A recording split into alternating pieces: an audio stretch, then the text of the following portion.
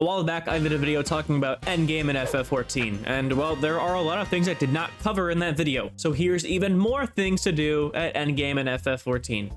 A lot of these are more outside of the box options for you players who want something new, so let's get started.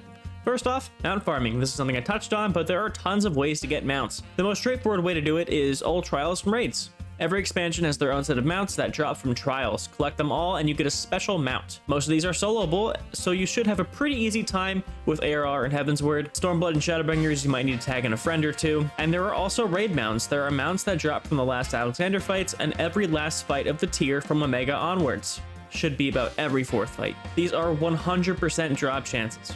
That's right, you too can ride this tiny airplane. All you have to do is beat Kafka.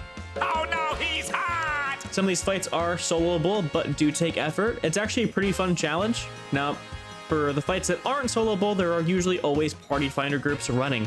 And at this point, the main trio of Endwalker trails are pretty easy, so get farming. If map collecting isn't your speed, you could try Glamour. People take Glamour very seriously, and there is an entire website and subreddit dedicated to it. Make something cool and share it with everybody, and you will be spending a lot of time in G-pose. Try competing in Glamour competitions to flex your fashion sense. Now maybe that casual content doesn't interest you, you're more hardcore. But you also want something you can do solo because, well, you have no friends. Try out Eureka or Boja.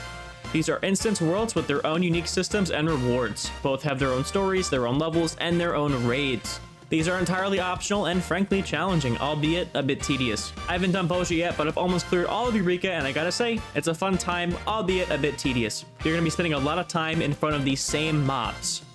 But maybe, just maybe, if you don't like combat, you're a pacifist. That's fine. Level up all your crafters and gatherers. They all have their own unique quest lines, and it's great for guild making. You can even unlock unique events like ocean fishing that get you mounts. Speaking of leveling, you can also try leveling alt jobs. It's fairly easy to start, and you get some cool rewards for doing so, not to mention the fresh perspective of another job. Now, let's say you are a social butterfly. You feed off of the attention from others. Join an FC. There are plenty of FCs with both casual and more hardcore members. You can find where you fit in and participate in cool events. I know my FC likes to throw parties that are live streamed. They also like to throw raffles and glamour competitions, so join an FC and get another place to AFK in. If you hate yourself, you can try Deep Dungeons. We're getting a new one in a few months on top of the two we already have. These aren't for everyone, but there are some cool rewards. And if you have a pain kink, you can try running these solo for the titles. It's certainly a flex, but if you like flexing and don't hate yourself, there is another option. You can become a performer. To unlock Bard, you'll have access to a whole set of instruments. Now you too can stand in Ul'dah and beg for attention.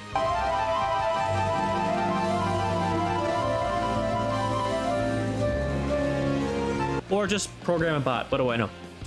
And hey, if you're really out of content, you could hit the subscribe button.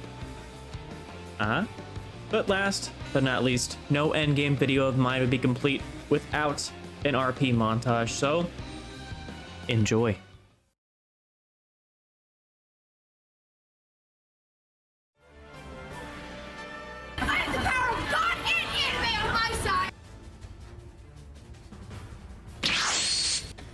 Yeah, boy. What the fuck is that?